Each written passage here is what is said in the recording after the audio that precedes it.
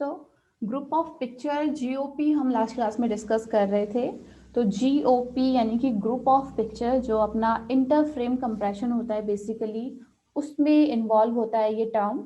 और क्या होता है आपका कि आपका जो पूरा वीडियो है स्मॉल स्मॉल ग्रुप्स में डिवाइड कर देता है आपका कंप्रेशन टेक्निक। और हर एक ग्रुप में कुछ पिक्चर्स या कुछ फ्रेम्स होते हैं जिसको हम क्या कहते हैं, ग्रुप ऑफ पिक्चर्स। और इन्हीं ग्रुप ऑफ पिक्चर से मिलकर के आपका पूरा वीडियो बनता है। ठीक है। अब कंप्रेशन इसमें हर ग्रुप के अंदर अचीव किया जाता है कि एक पर्टिकुलर ग्रुप को आपने कितने से कितना कंप्रेस कर दिया, और ऐसे ही इसके सारे वीडियो के सारे ग्रुप्स कंप्रेस होते हैं और ओवरऑल आपकी वीडियो आपको कंप्रेस फॉर्मेट में मिल जाती है। ठीक है। तो इसके पॉइंट्स हम लोगों को आज डिस्कस करने थे, तो स्टार्ट करते हैं इसको। फर्स्ट पॉइंट है इस स्लाइड के अंदर, in video coding a group of picture or GOP structure specifies the order in which intraframes and interframes are arranged। ठीक है, जैसे कि हमने लास्ट जो अपना GOP देखा था ये वाला, तो यहाँ पर क्या था आपका, इंट्राफ्रेम्स एंड इंटरफ्रेम्स दोनों इन्वॉल्व थे। ठीक है।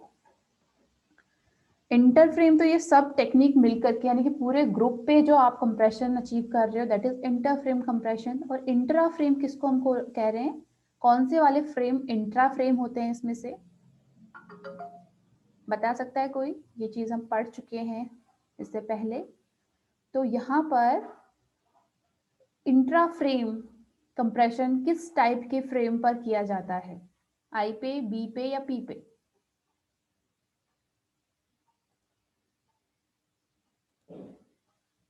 चैट ऑन है, आप चैट कर मैसेज कर सकते हो आंसर। आई फ्रेम, बिल्कुल करेक्ट गौरव ऋषिराज। मैम CIT के स्टूडेंट एक्टिव रहते हैं आंसर करने में ज़्यादा। ओके। तो आई फ्रेम जो अपना होता है इंट्रा कोडेड फ्रेम, उन्हीं फ्रेम पे आपका इंट्रा फ्रेम उन्हीं को कहा जाता है, उसी पे आपका जो JPEG वाला कंप्रेशन है बेसिकली वो अप्लाई किया जाता है। बी और पी फ्रेम पर नहीं होता है ये। ठीक। तो इसलिए ये फर्स्ट पॉइंट बोल रहा है specify order in which intra frame and inter frame are arrange. तो इसको ये बोल रहा है कि आपका जो GOP होता है ओवरऑल वो बताता है कि कैसे इंट्रा फ्रेम और इंटर फ्रेम आपस में अरेंज रहते हैं। ठीक है।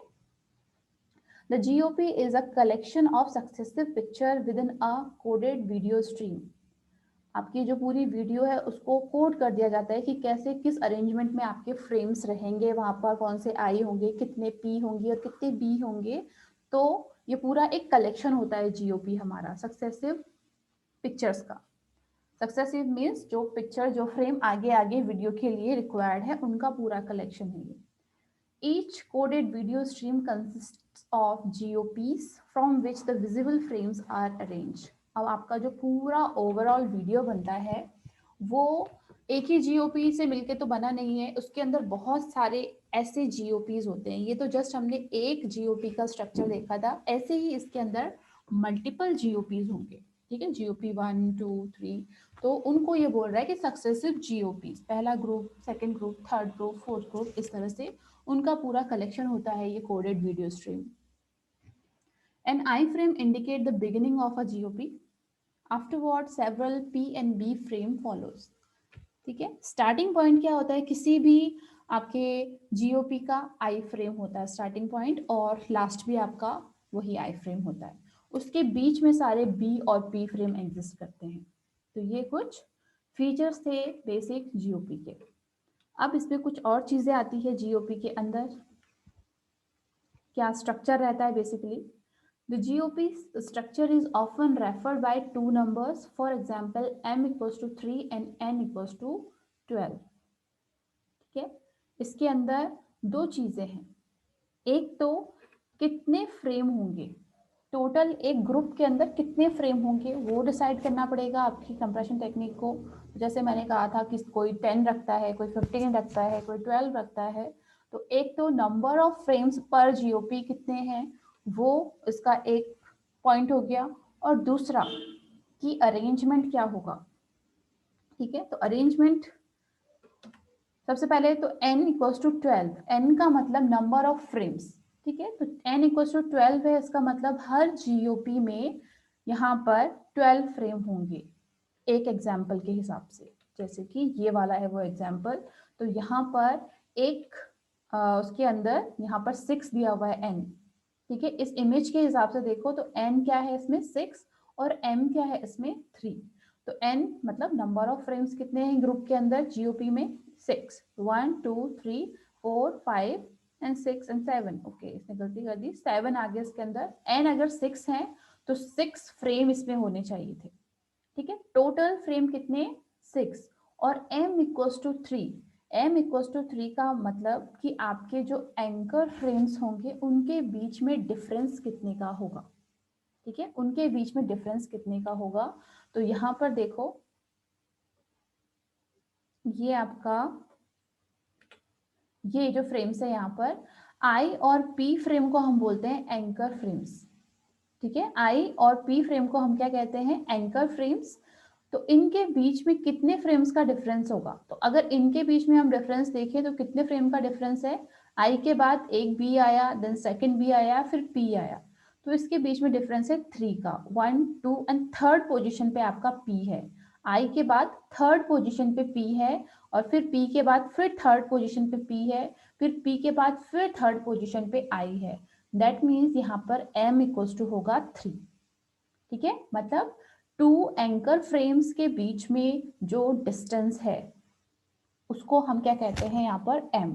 तो जब भी कोई जीओपी सेट होता है, कोई जीओपी डिसाइड होता है किसी भी वीडियो के लिए, ठीक है, तो वहां पर वो टेक्निक क्या करती है, पहले तो डिसाइड करती है कि n इक्वल्स टू क्या होगा, यानी कि नंबर ऑफ फ्रेम कितने होंगे उस ग्रुप के अंदर, दैट विल बी n, ठीक।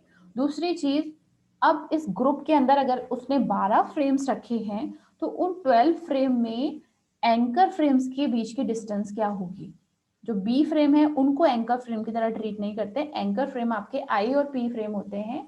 तो आई और पी के बीच में कितने की डिस्टेंस होगी तो वो फिक्स होती है, ठीक है। ऐसा नहीं है कि कहीं पे 3 है, कहीं पे 4 हो गया, कहीं पे 5 हो गया, वो बिल्कुल सेम होगी। तो अगर m इक्वल्स टू 3 बोल दिया तो उनके बीच का अरेंजमेंट कुछ इस टाइप का होगा, मतलब कि m3 है, इसका मतलब i के 2 के बाद तीसरा फ्रेम एंकर फ्रेम होगा, यानी कि p होगा या i होगा, depending on the video compression technique, ठीक है। फिर p के बाद फिर आपका एंकर फ्रेम या तो p या तो i, आपका क्या होगा इसके बाद p या i होगा, 3 फ्रेम थर्ड फ्रेम की पोजीशन पे, ठीक है। तो इसलिए यहाँ पर लिखा है कि स्ट्रक्चर के अंदर आपके दो नंबर डिसाइड किए जाते हैं n और m।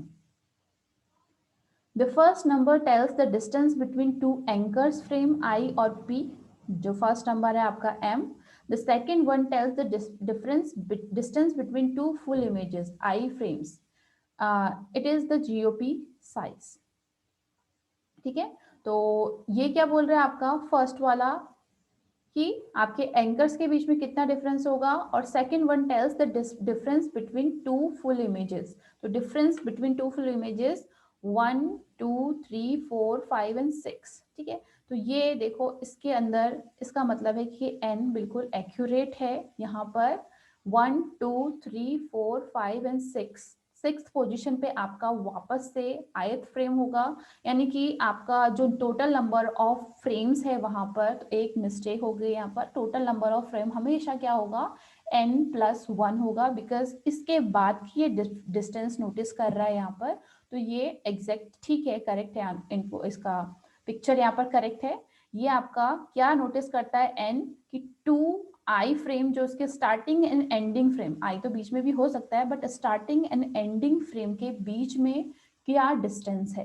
तो डिस्टेंस हमेशा हमेशा एक छोड़कर ही ये मेजर करेगा, यानी कि इसको काउंट नहीं करेगा उस केस में। तो 1 2 3 4 5 एंड 6, ठीक है। तो टोटल नंबर ऑफ फ्रेम्स कितने हैं इसके अंदर n+1, ठीक है।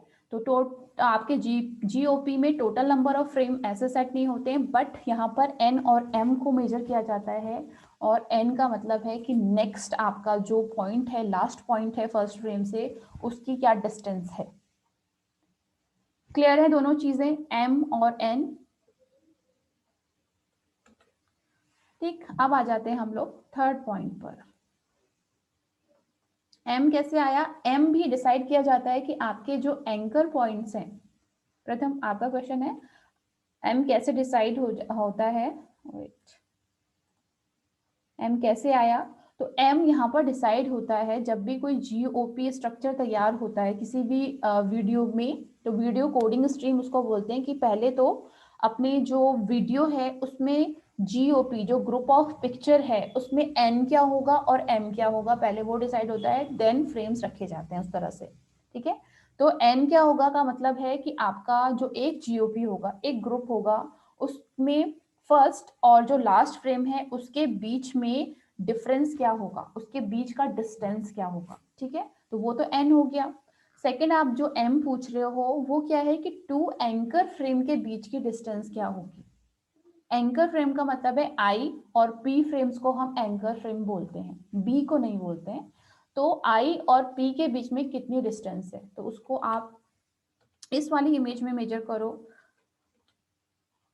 तो कितना आ रहा है एंकर फ्रेम के बीच में डिफरेंस, आई और जो पी फ्रेम है, आई के बाद वाला जस्ट जो पी फ्रेम है उसके बीच में कितना डिस्टेंस आ रहा है, 1 2 एंड 3, थर्ड पोजीशन पे आपका पी है, तो that means M equals to 3 होगा यहाँ पर। और अगर इसमें मैं एन पूछूं तो एन क्या होगा,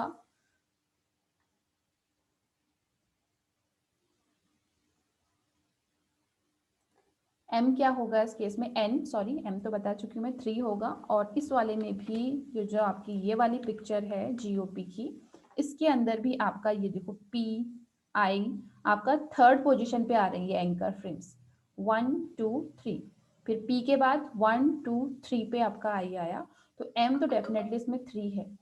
अब इसमें तो पता चल गया कि 6 है यहाँ पर एन की वैल्यू, है ना। इसमें क्या होगी एन की वैल्यू,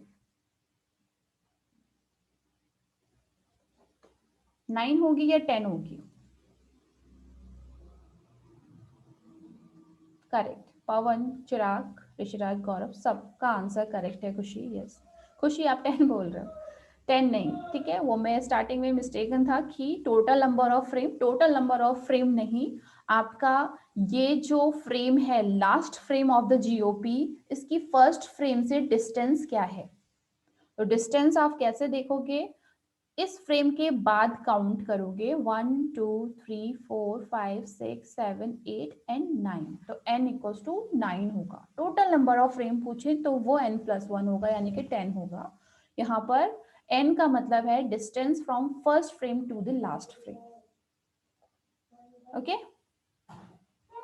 करेक्ट, नाउ करेक्ट। तो ये थे इसके कुछ पॉइंट्स, अब इसमें कुछ और रिमेनिंग है। हाँ,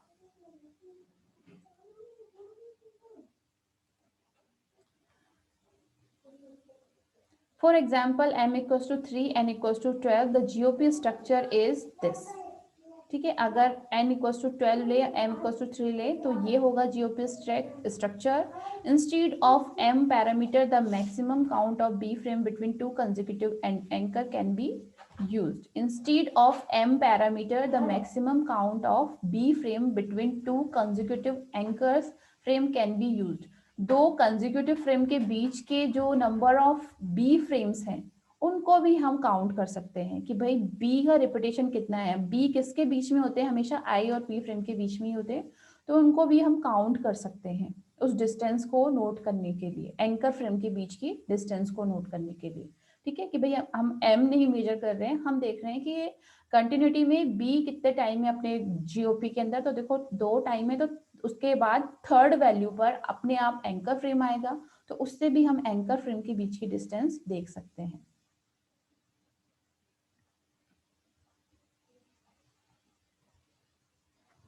पवन, आप क्या बोल रहे हैं?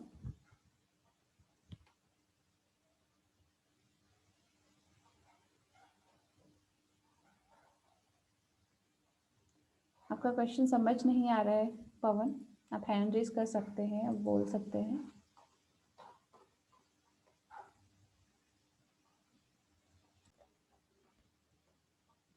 रिकॉर्डिंग इज ऑन, ठीक है।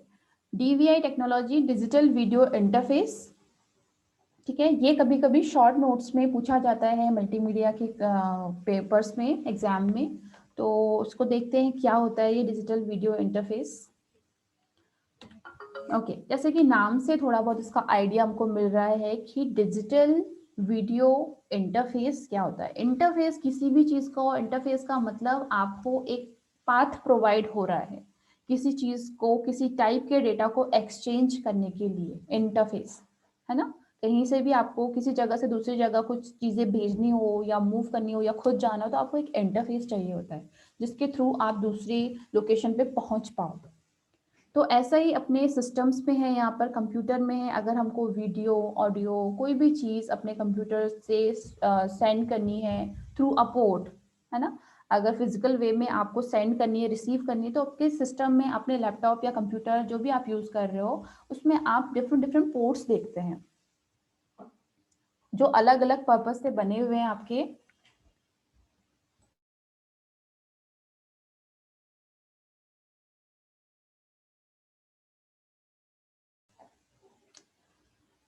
है ना। तो हमको डिफरेंट डिफरेंट पोर्ट्स मिलते हैं। तो वैसे ही अपने पास वीडियोस के लिए जो इंटरफेस प्रोवाइड होता है that is called digital video interface.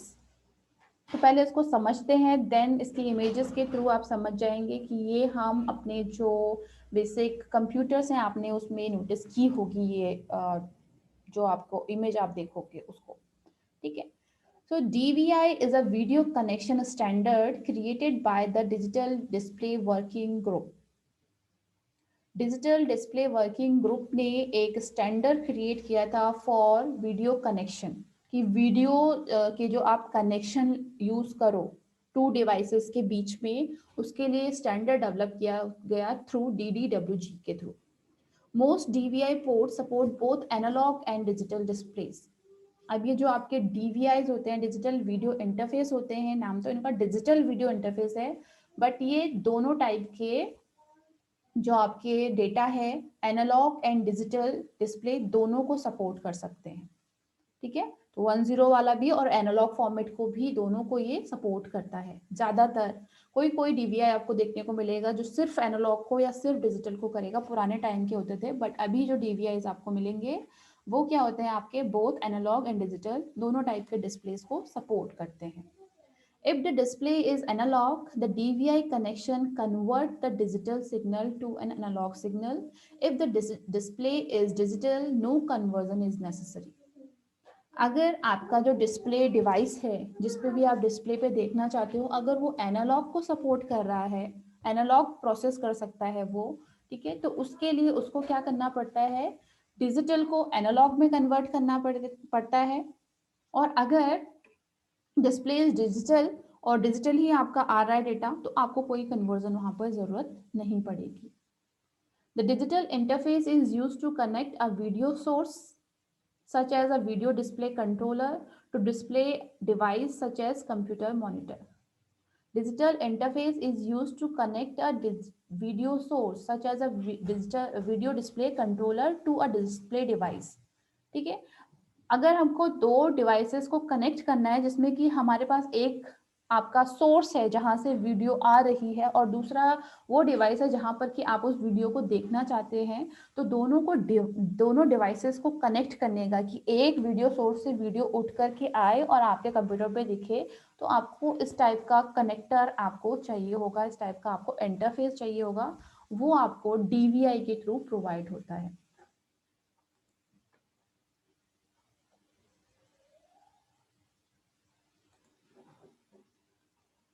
Yes, क्या क्वेश्चन कर रहे हैं आप खुशी? DVI है टेक्नोलॉजी, ये जो DDWG है ये एक ग्रुप है जिसने ये क्रिएट किया था, ये स्टैंडर्ड इस ग्रुप ने क्रिएट किया था। एंड जो चीज क्रिएट की that is DVI video connection, एक स्टैंडर्ड फॉर्मेट वीडियो को ट्रांसफर करने के लिए, शो करवाने के लिए। It was developed within the intention of creating an industry standard for the transfer of digital video content। ठीक है, एक स्टैंडर्ड फॉर्मेट कि भाई हर एक, बहुत सारी कंपनी होती है हार्डवेयर फील्ड में, सॉफ्टवेयर फील्ड में, किसी भी फील्ड में को तो बहुत सारी अलग अलग कंपनीज हैं, है ना। जैसे लैपटॉप्स की बात करें तो डेल है, HP है, बहुत सारी कंपनीज हैं, अपने हिसाब से अपना हार्डवेयर डिजाइन कर रही है। लुक सबका अलग हो सकता है, उस कंपनी के डिजाइनर डिसाइड करेंगे क्या रहेगा, अब यूजर को जो पसंद आता है वो ले लेता है।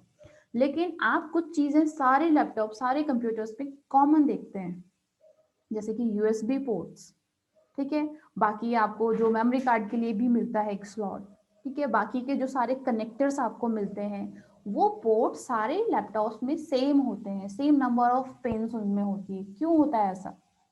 सब अपना अपना हार्डवेयर जब डेवलप कर ही रहे हैं तो सब अपने अपने हिसाब से भी तो कर सकते हैं ये पोर्ट डिजाइन, लेकिन नहीं करते हैं बिकॉज यूजर फिर उस डिवाइस के लिए कोई पर्टिकुलर चीजें इन्वेंट नहीं करेगा।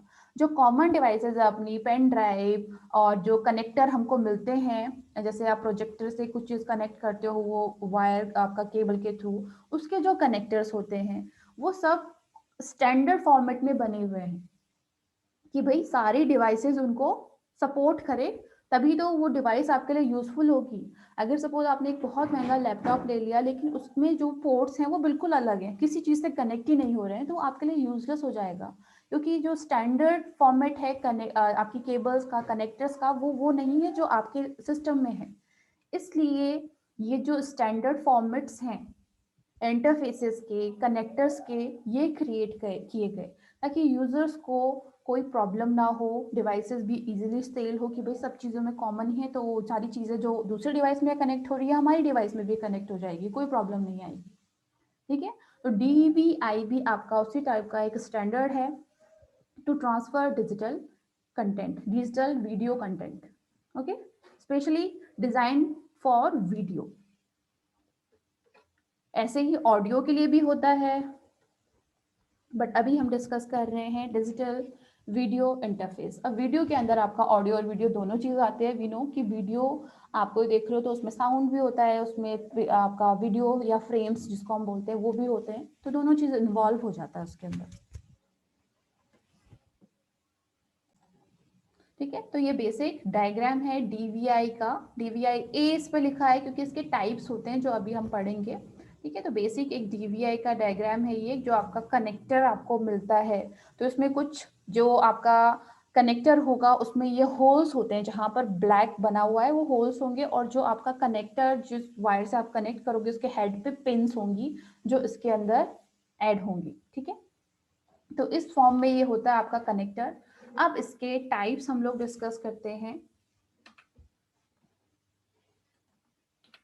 सो there are 3 types of DVI connections. जो आपके डिजिटल वीडियो इंटरफेस होता है उसमें 3 टाइप के कनेक्शन हमको मिलते हैं। First is DVI A for analog, DVI D for digital and DVI I जो कि इंटीग्रेटेड होता है for both analog and digital. ठीक है। तो 3 टाइप के कनेक्शन इसमें होते हैं, DVI A, D and I। अगर आपके जो डिवाइस है उसमें कनेक्टर का टाइप DVI A है, दैट मीन्स ये सिर्फ एनालॉग डेटा को सपोर्ट करता है, डिजिटल को नहीं करेगा उस केस में। ठीक है। और अगर आपके डिवाइस में DVI D टाइप का कनेक्शन है, कनेक्टर है, तो वो सिर्फ डिजिटल कंटेंट को सपोर्ट करेगा, A यानी कि एनालॉग को नहीं करेगा। और जो आपका DVI I होता है वो इंटीग्रेटेड होता है, एनालॉग कंटेंट आए वीडियो में, वीडियो आपका एनालॉग सोर्स से आ रहा है, एनालॉग डेटा पास हो रहा है, उसको भी कर देगा, भले ही अंदर जाके वो कन्वर्ट कर दे उसको डिजिटल में, बट सपोर्ट करेगा एनालॉग को भी और डिजिटल को भी, दोनों को। ठीक है। तो आई को हम कह सकते हैं कि ये ऑलराउंडर है, सब चीजें सपोर्ट करेगा, बट जो ए और डी है वो स्पेसिफिक है कि एनालॉग तो मतलब एनालॉग और डिजिटल तो मतलब सिर्फ डिजिटल। ठीक। देन इसके सेकंड पॉइंट पर आते हैं, the digital video interface support high bandwidth signals over 160 megahertz, which means it can be used for high resolution displays such as HD TV। आपका जो डिजिटल वीडियो इंटरफेस होता है ये हाई बैंडविड्थ सिग्नल जो कि 160 मेगाहर्ट्ज से भी ऊपर के होते हैं इनको सपोर्ट कर सकता है। इसका मतलब है कि हाई रेजोल्यूशन डिस्प्ले जैसे HD TV, आपके हाई डेफिनेशन जो आपके वीडियोस है उनको भी सपोर्ट कर सकता है। You may find DVI ports on video cards in computers as well on high-end televisions। TVs में भी ये होते हैं connections। ठीक है, क्योंकि टीवी भी क्या है, अपनी एक डिस्प्ले यूनिट है, उस पर अगर आपको कोई वीडियो देखनी है थ्रू अ वीडियो कंट्रोलर, कोई डिवाइस है जिसमें कि आपकी वीडियो हो और आपको वो प्ले करनी है थ्रू टीवी, आपको देखना है, तो उसके पीछे भी वो पोर्ट्स आपको मिल सकते हैं देखने को, जिसके थ्रू आप उस डिवाइस को कनेक्ट करो और वीडियो देख पाओ। ठीक। तो इसका फर्स्ट टाइप डिटेल में देखेंगे, DVI-A क्या होता है। DVI-A यानी कि DVI analog is an analog only format, सिर्फ एनालॉग फॉर्मेट को ही सपोर्ट करेगा। It has 7 pins, 12 plus 5 pins and only carry analog signal. अब इसमें डिफरेंस लिखा हुआ नहीं होता है कि ये DVI-A है या DVI-D है, इसमें क्या होता है आपके पिंस का डिफरेंस होता है, ठीक है। तो कनेक्शन पे कभी भी आप कुछ चीज ऐसा लिखा हुआ नहीं देखोगे इसका नाम ये है, वो पिन से पता चल जाएगा कि ये A टाइप का है या D टाइप का है या फिर I टाइप का है, ठीक। तो नंबर ऑफ पिंस सबसे इंपॉर्टेंट है और उनकी प्लेसमेंट क्या क्या है यहाँ पर। तो इसके अंदर टोटल 17 पिंस होती है, 12 प्लस 5, 1 2 3 4 5 6 7 8 9 10 11 12 13 14 15 16 और ये वाली भी जो नोच है आपकी यहाँ पर इसको भी काउंट कर रहा है। तो टोटल मिलकर के आपकी कितनी हो रही है 5। तो यहाँ पर इनको मिला करके और इनको मिला करके आपकी पूरी 17 पिंस यहाँ पर फॉर्म हो रही हैं। Only carry analog signals. These connector do not have a dual link option.